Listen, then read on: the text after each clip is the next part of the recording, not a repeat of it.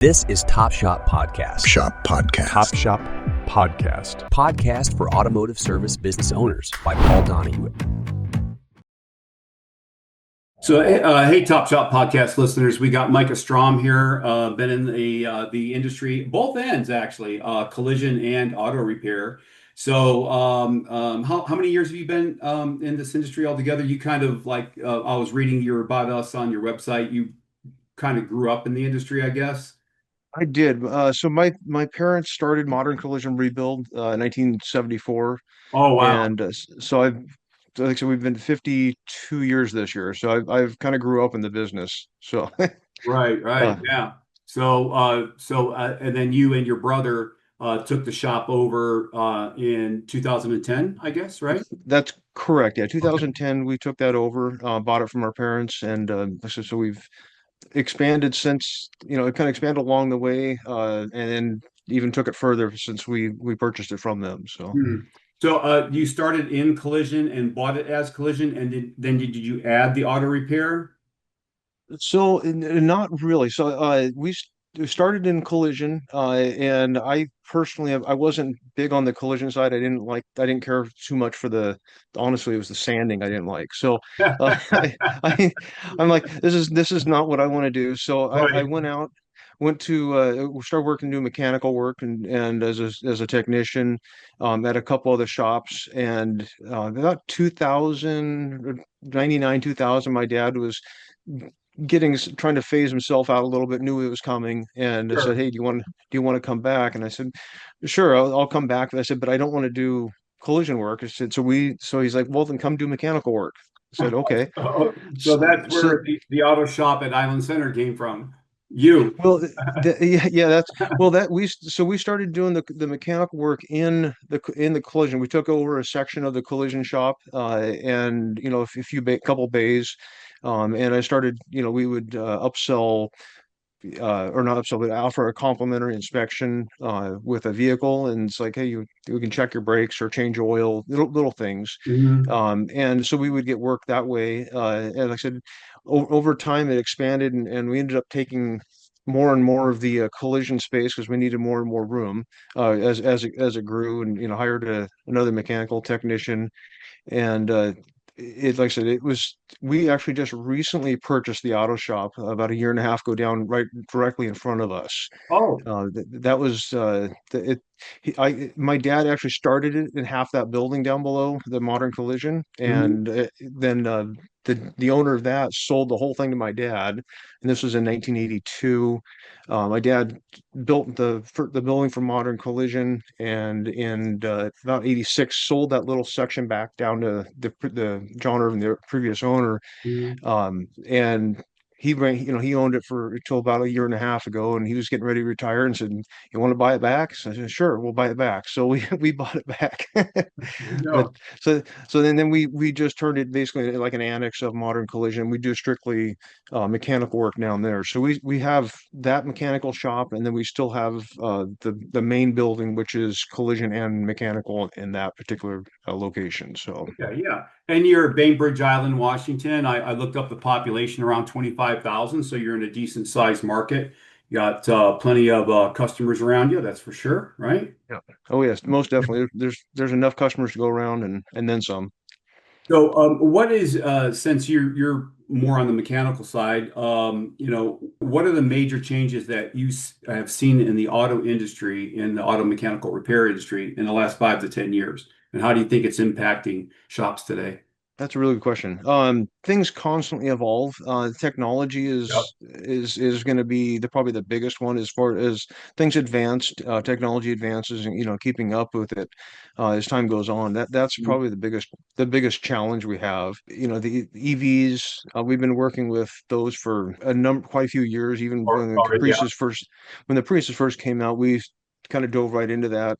So we stayed with the trends as they progress versus trying to catch up with them. I think Right. that's the most important thing, is as you see things changing, adapt, accept it, and work with it. Just curious, and I know it's all conjecture. Where do you think we're going? I mean, so they're saying, hey, we're going to go all electric, so it's the new Green Deal. And most of the, I think, population got sucked into thinking it was the Green Deal, like, Mhm. like grass and flowers. No, it's the new Green Deal. So, but EVs are, I think most people know, are an environmental disaster. Mhm. Before by the time they put one on the lot, what they've had to do to mine all those resources, and it's worse than an internal combustion car over the life of the car. So, Mhm. but I'm just, we got EVs, we got my personal hope, if you want to hear, it's hydrogen because we already Mhm. have the infrastructure that's all internal combustion engines. We just got to figure out how to keep from blowing up mom and the kids when they refuel the car and stuff like that. Yeah. Well, what's your opinion? Where do you think it's going to go? I actually agree 100% with you. Like I said, it's the EV was the feel good trend. Everybody thought they were doing a really good job in protecting, the environment. And like I said, in the long run, it is a, a- it's a disaster for the environment in the long run.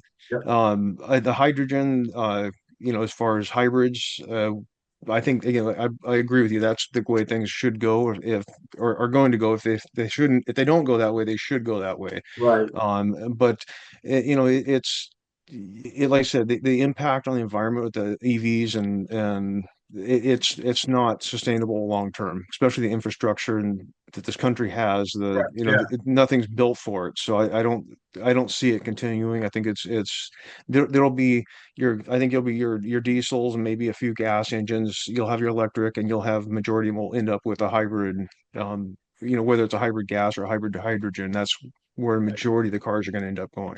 That's the number one answer I get from people when I answer that question is they think it's going to be more the hybrid thing. Yeah. So, and hydrogen is like phenomenal, so because what comes out the tailpipe of all we've already got the infrastructure for it and all the cars are internal combustion is water. So the only thing that we got Mhm. to figure out is how we can transfer it, store it, and put it in a car without it blowing up because it's volatile. So anyway, Mhm. so maybe once we can figure that out, we'll have a whole new very environmentally friendly system. As like I said, what comes out the tailpipe is water. What current trends do you think shop owners may be overlooking or or underestimating? I guess the current trends that are, I think, yeah, that's a good. I'm trying to. I guess I never really thought about that. Yeah, I guess Yeah. I adapt to what's going on. ADAS, DVIs. Oh, definitely ADOS. I mean, if with ADOS, you're going to have self-driving cars in the near future. I mean, they're already out there, but as far as the general public, as cars develop when they are become self-driving, you're going to get the consumers going to start adapting it more and more once they see the safety behind it. There right now, there's a lot of, I think, drawback to the self-driving cars just because the uncertainty of it. And you hear one bad story out of a thousand good stories of somebody wrecking it or something, and it's on autonomous driving and it's hit something or what have you. But you look at the accident rate compared to something that's autonomous driving versus a human driving. And like I said, I think it needs that consumer adaptation to be able to continue. But I believe as time goes on that the consumer will adapt to it, and that's where it's going to be. It's going to change the collision industry, I believe, too. Mhm. In the long run, as far as accidents, it's I guess yeah, it's hard to say where it's going to go. Yeah. But again, I could see it changing. The mechanical side of things, I don't see much changing. I see a lot in the collision side of things changing Right. Yeah. Okay. with Yeah. that. Yeah, I always picture the Jetsons where Mr. Jetson would get in his thing and the computer would put him into the line of all the other cars and then spit him out Hmm. when he was done. So yeah, I never thought about that. So, that's, there may be a day where as soon as you get on the on-ramp, the computer takes control and it merges you with the traffic, and that's going to Hmm. do a lot. It's going to eliminate the collision industry because or most of it because it'll all be computer Hmm. controlled. But I never thought about that. That's a really good angle. Yeah.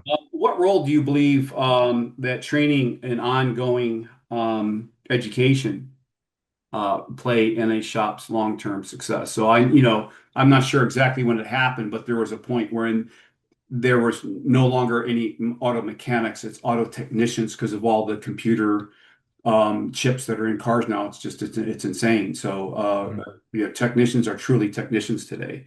But the and it's changing. It's always changing. It's changing fast. So um, what role do you believe training plays in a shop's long-term success? Oh, 100%. You have to train. If you don't, you're gonna get lost in the weeds. If you don't keep up on it on a regular basis, because as things change and they're changing fast, seems faster and faster as time goes on. If you don't keep up, you're going to fall behind. You're going to see vehicles that you have. It's like, what's this? I've never seen this before, and it's something, Mhm. it's it. I started in the mechanical industry at the very beginning, towards the very beginning of the fuel injection. So I dealt with carbureted, I dealt with fuel injection, Okay. and as you progress through through the changes, if you keep up on it, it's easy to accept, it's easy to adapt. But like I said, if you miss 5 years of training and decide, well, I'm okay, we're good where we're at, and you miss 5 years of changes in the automotive industry, what's new, what's coming, um, it's going to hit you hard when those cars come into your shop. Hmm. And so training is an absolute must. As much as possible, as often as possible. We have at the Northwest Auto Care, we do mechanical training, ATE every year. I think you were there last year. I Yes. remember. Yeah. Mhm. Yeah. And like so we send our whole shop. We shut down um well, I should say we do 410s, but when we weren't 410s, we shut the shop down on Fridays and everybody went, all the mechanical side or the technicians, they went to training, service advisors, everybody went training. Like I said, it's important to, to keep up with the trends, the technology. So like I said, when they roll in your shop, you know what you're doing. You're not guessing and trying to figure it out and spending 3 times as long on something that, shouldn't have taken that long. Right, yeah, yeah, okay, yep. So it is changing fast. So imagine going to a doctor that hasn't been keeping up with the changes in medicine for 5 years, you know? So it's kind of the same thing with the mechanics now. So any advice on how shops should be preparing for the next wave of automotive innovations with I get, just have an open mind, as far as where you see things going. I do a lot of reading, subscribe to a lot of the online magazines in the automotive trade. Also read a lot when it has to do with technology, where AI is going, because again, as AI progresses, that's going to completely change automotive and the technology in cars too. That's going to excel it a whole lot faster. Yeah, AI and AEO, answer engine optimization, is rapidly changing the digital marketing landscape for auto repair shops because Mhm. and it's not coming, it's already here. So 10% of all the searches are now AEO, answer engine optimization, the AI answer that Google puts at the top. So so you've grown the shop since you took it over from your dad and mom. What are the you feel have been the biggest challenges in growing the business, and how did you overcome them? Yeah. So the biggest challenges in growing the business, I have to say it was me. And my brother, just, I mean, to be honest, 100% honest, it was me. When we took it over, I worked on cars. I wasn't necessarily a Oh no. somebody in the office. That's what I did. And I did service writing at the shop. Then I also fixed the cars.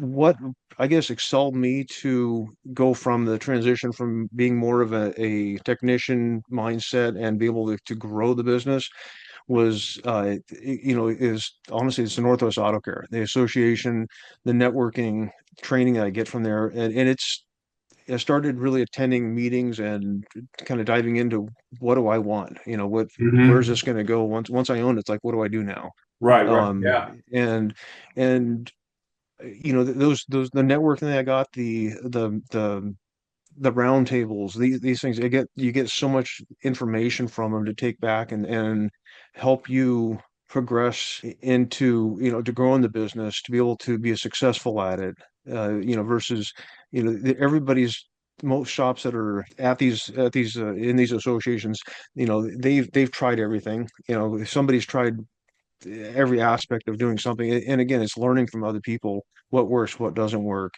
and then taking it back to your business and say, okay, how can I apply this? And not everything works, not Right. No. what works at one shop it may not work at your shop, and that's but again, you can take and adapt ideas from that, pull information, little tidbits, and assemble what works in your market, your area. I guess, and that's what really changed as far as our growth, profit, things like that. That really, like I said, made a difference when when we started attending these meetings and like I said, participating in what our association provided us. Right. Okay. Awesome. Yeah. So, for any listeners, if you own a shop anywhere in that Northwest region, the NWACA, Northwest Auto Care Alliance, puts on the Automotive Training Expo every March in Seattle. So they also have one in Spokane too, I believe, but it's a lot smaller one, I think. Yeah. So anyway, so you guys can check that out. It's ateseattle.com if you would like to get some more information on that. So We, so. I was going to say, we just to let you know, we also started CTE. I don't know if you've heard of that. No, It's a no. collision, so that's Collision Training Expo. And like I said, I'm actually in the last probably 10 years, I've kind of transitioned more out of the mechanical side and then more of the collision side of things Oh, at the really? shop. Okay. Yeah, so I've gotten I get both ends of that, the auto repair there. Okay. We started about 5 years ago. I talked to the executive director Brenda Hmm. at NWACA, Northwest Auto Care, and said we need some training like ATE for the collision side. And so we started CTE, and like I said, we hold that once a year as well. This will be our fourth year of holding Oh, CTE. awesome. Okay. Yes, so it's built base. It's almost identical to ATE with the Mhm. training, the schedule classes, but it's all collision related classes, instructors, things like that. This year we have Mike Anderson from Collision Advice is going to be there doing classes. Right. Okay. So it's growing, like I said, we do offer training on both the technical side on for the mechanical and also the collision side. So, like I said, both those are out, and I hope to keep growing that CTE to eventually become the same size as ATE eventually. Right. So, Yeah. but So, yeah, so I'll look that up and I'm going to be not this weekend, next weekend. I'll be in Washington, the Leavenworth. There's an event there. I forgot what it's called, a winter retreat. it's Yeah. when I'll be there. I'll Oh, see you oh, there. I'll see you. Okay, great. Yeah. I'll be able to personally meet you here just real soon. Okay. So, what is your shop's revenues at right now, if you don't mind me asking? Um, I'd kind of like to know, I guess not to, Okay, because the question yeah. was, what advice would you give a shop who's stuck at a half of a million and wants to make it to a million? What? Because I would invent, I'm sure you guys are probably over the million mark, but Hmm. Yeah. Um, I charge what you're worth. Don't try to beat the next. Don't try to be the guy that the low can price get all point. the lowest price, get all the jobs you can, because you won't make it. You're it takes us a certain amount to be in business. Run a business as far as your rates, charge what you're worth, and like I said, do the best you can, because again, not all shops are the same. If I'm looking at a repair at a shop that's, oh, hey, this is the best price I can find, and I have somebody that's going to be more expensive, it's like, what's the difference? And that's, explain what you're doing to the customer or for the customer. Educate them, the parts you use, the quality you use, the training you have, and then charge your worth, because that's really what it comes down to. If you try to beat everybody, you're never going to make it. You have to in this business. It's doctors charge what they're worth, and it's not cheap. And I don't know, electricians do the same thing, and plumbers do the same thing in this industry. We don't seem to charge what we're worth. And that's why I think a lot of businesses don't make it. They don't see the reward on that, and the return, the ROI is just not there because they don't charge enough. I've had that advice from a lot of shops that learned it the hard way. Hmm. We're trying to get the book jobs, but playing that price game is a losing game, and you just have to say, "Hey, This is the reason that we charge this. This is look at our reviews, et cetera, and you not apologize for price." So I hear that consistently. Yeah. like from a lot of different. Um, Even even in the like the collision side is it's even more so than the mechanical side of explaining what you do. You with insurance companies heavily steering towards their DRPs, which the direct repair facilities, that they're guaranteed to, this is no out of pocket cost, no, they're going to be able to fix it for no charge, and you get a customer come in and say, well, my insurance company will say they'll do it, at this shop, and that won't charge me anything. Why would I want to pay the difference and have you do it? And it comes down to educating the customer about the parts you're using, the procedures you do, the equipment you use, and again, you start explaining something to the customer, and why, yes, it might cost them out of pocket, but it's going to be done how it's supposed to be fixed, not how an insurance company is going to dictate how I fix it. If you don't explain something to a customer, educate them, the difference becomes the price at that point. right. But at least it's consumer education is huge in this industry. Mhm. And I think the more shops need to do it. I really do. Yep. Yep. So, speaking of your charging rate, no business is going to be successful without managing finances successfully. So, any advice on on finances and that you found successful that other shop owners could use? It, you know, yeah, I mean, it's pay attention to what's coming in and what's going out. That's the biggest thing. If some shop owners, and especially if you're a technician, you don't realize the cost that goes into running a business. And it's like, oh, I got money in the bank, and let's go do this. And all of a sudden, it's like, okay, the bills came, and I got this, and I got that, and it's like, oh, I should spend it all on a tool or something. It's the forecasting is key. What's coming up, prepare, knowing what's going to be coming up as far as bills and stuff, is set that aside. Again, know what's coming in, know what's going out, Mhm. and that's important to pay attention to it. Yep. Okay. Awesome. Yep.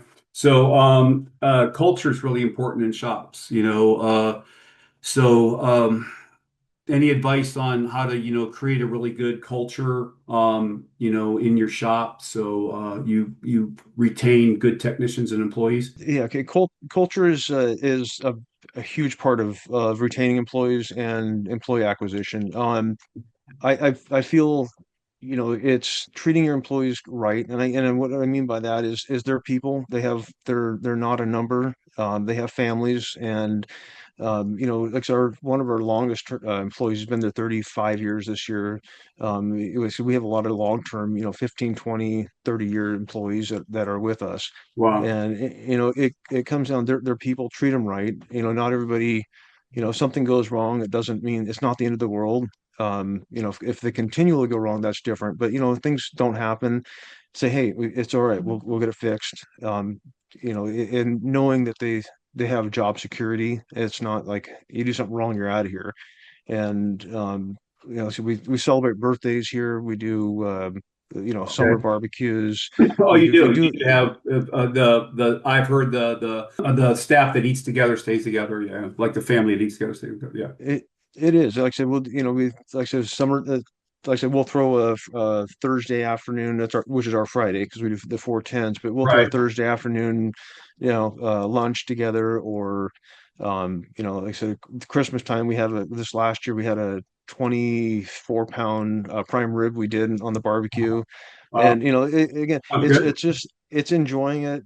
Don't be afraid to spend money and reward your employees for what they do for you, because you have the money because they were there for you. So like I said, to give it back to them. Um, we had some employees that one of our technicians was trying to build a house for his family, and he needed a day off during the week for about 4 months, because it was part of a program for building houses.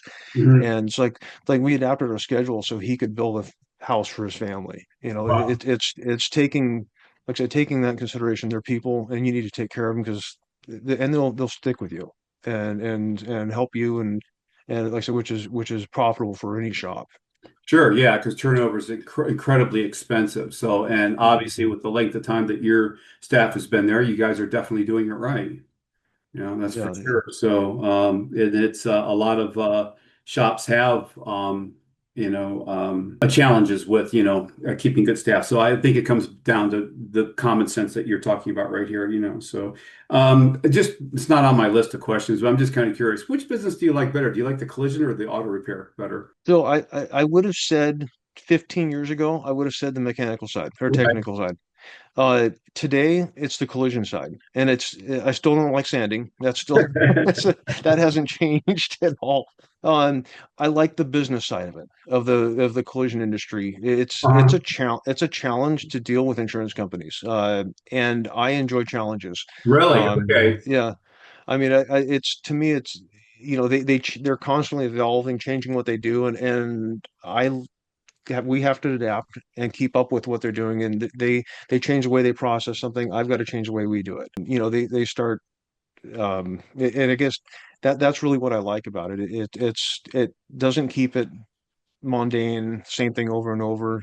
It's a constant, evolving and adapting to the trends, to everything else. I do like that. I'm also the collision chair for the Northwest Auto Care as Okay. well. So that's kind of, I love helping other shops. They got questions. Again, I try to help them and answer questions I can to help them be successful too, as Right. well. So my idea, or my choice has changed from the mechanical side in the last few years to the collision side. But again, I do both. I deal with both every day. Hmm.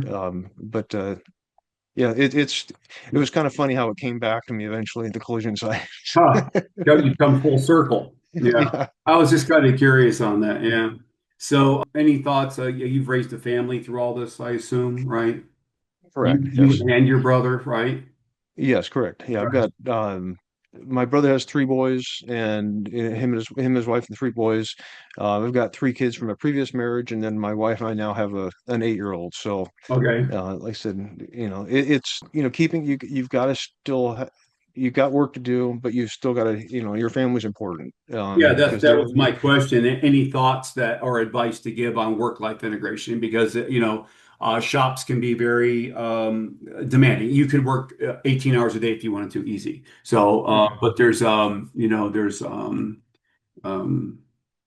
and some shops, if they're successful but they lose their marriage, then oh well, that's not exactly being successful. So, and it can be tough to balance. So, any kind of advice on that? Looks Y- Yeah, growing up, when my parents first started, I was pretty young, but my dad would spend, till 9 o'clock at night sometimes trying to get a job out. right. So growing up, like I said, there are times that he had to stay at work to get something done, but when he came home, he left it at work. Mhm. You got to separate work from home, because if you come home and you're doing stuff, again, you're like I said, your family suffers, and eventually it's going to cost something if depending on the relationship. With some people have different relationships, but with your family needs you at home, and it's important. You've got to separate it. That's feel blessed to be able to, when I walk away from work, my wife will say, "What happened today?" I'm like, um, I don't really remember, and I'm able to, my brain switches from one to another, and she's like, "Well, you didn't tell me, like so and so got sick. Well, you didn't tell me." I'm like, I don't think about it. My brain switches. I'm at home, and I'm my family mode, and Wow. and it's important to do that. Now I wake up in the morning, and my mind's already at work, Right. even first thing in the morning. But when I come home, it's not there. I wonder, my family's important to me. Again, it's important to be able to separate those two. Right. 'Cause Okay. it's yeah. Yeah, since it's you and your brother, do you guys divide and conquer? Do you so it's usually one does this and another does that. What's your guys' arrangement? So my brother doesn't like the office stuff. Ah, He okay. likes to work on car. He wants to work on cars. And I love the office side of things. I like the business side of stuff. Right. It's probably better for my brother not to get in the office stuff. Usually it's like, what happened? Oh, Aaron was here. So Okay. it works out really well for us. Sure. He's kind of runs the shop side of the backs.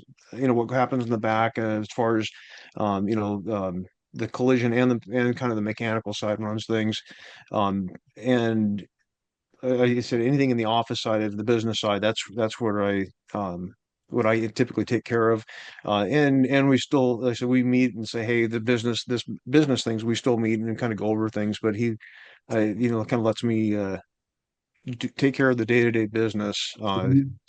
when I'm working on the business. So. Yeah. So now you guys have a really high, good repeat customer base. So any advice on, get it when you get a new customer in, on how you guys keep that good retention, keep them from Um, going to the competitors? it's all about the service to the customer. We pride ourselves on our customer service, taking care of them, doing the right thing, and basically wowing them with an experience they normally wouldn't get at any other shop or Mhm. a dealership or anything like that. It's the personal service. It's the it our like our service advisor, for instance. We know they're when they come in, who they are, what's going on with their, what they like. You try to like, and they bring a dog in. We like to give the dog treats and stuff. And it's not just something they walk in, here's your keys and walk out. It's personal service. They're people, we're people, and you don't we're in the people business. And that's again when you're going to have somebody walking in that doesn't know who you are, and they walk in, they feel like they've known you already, for a couple of years or 5 years, and it's that feeling that's like this is family, this is what I want. And when something goes wrong, I mean, every human, their cars, they break, things go wrong sometimes at the shop. Hopefully not too often, and it's stand up, take care of it. Own it and say, hey, we broke it, pulling it apart. This part broke. We were trying to pull it off the taillight, and the taillight broke on us. And it goes a long way than trying to say, well, or hide something or what have you. It build again that builds trust. That hey, something things go wrong, and you stand, you own it. I Right. think that's a mistake that a lot of, not a lot, but some shops do make. It's like they don't want to look bad. And to be honest, if you try to hide something, you're going to look worse when they find it than if Right. you just accept it and own it and say, take care of it. Right, right, yeah. So I ask that question a lot to almost everybody, and the answer is always really good, just common sense. It's you Hmm. take care of the customer. If, like you said, own mistakes if you've got them. That goes a long way with the customer. It really does. So, Hmm.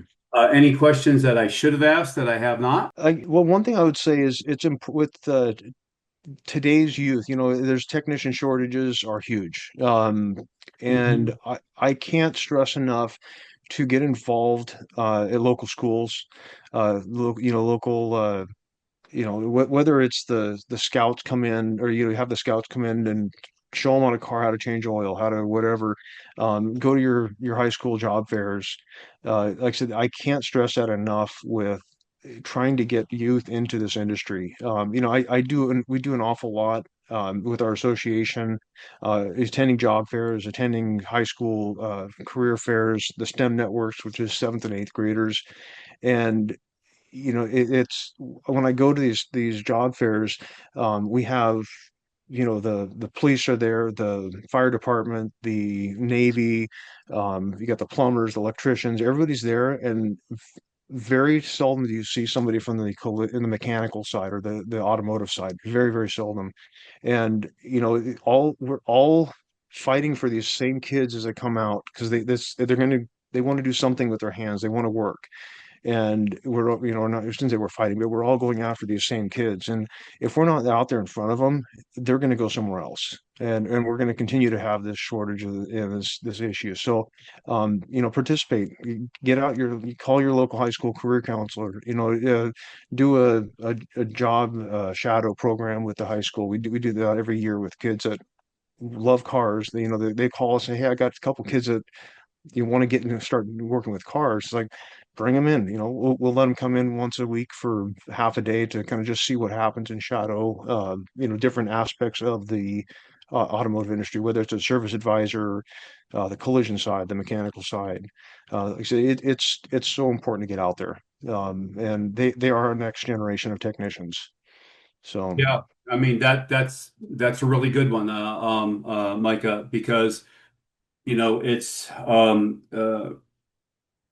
we need more boots on the ground, um, awareness of the trades as a career. Because in the past, oh, I don't want my kid to be a plumber or a mechanic. I want them to be a data analyst, or something that you go get a college degree for. Well, AI is going to replace all these white collar jobs in the next 10 years. I major majority of them, because that was the area that was untouchable before AI anymore. So AI is going to rapidly replace many, many jobs that kids are going to get educated on today, where an ASC certified tech, master tech, 120 million plus a year. I mean, they're just knocking it yeah, out because of yeah, there's 300,000 or 400,000 deficit in mhm, auto technicians in this country right now. So yeah, that of all the things that you could have said, that's probably the best. So if we had yeah, more shops in each area going to the schools and to the trades to promote what is going mhm, on in the future. What do yeah, you want to do when you get older? Do you like working with your hands? Then electrician, plumbers, a lot of the Mike Rowe. Mike Rowe is a big yeah. proponent of this. I think President Trump, I remember him mentioning something about the trade deficit that we currently have in the country and promoting that more, but I haven't heard. He's got a lot on his plate, but Yeah. I haven't heard much else on that. So, Micah, that was a great way to end the podcast. I really appreciate your time today. I look forward to seeing you and For additional automotive resources and exclusive content, follow us on Spotify and subscribe to our YouTube channel to catch all our episodes. Thanks again for joining us in the driver's seat, and we'll see you next time for another thrilling episode of Top Shop.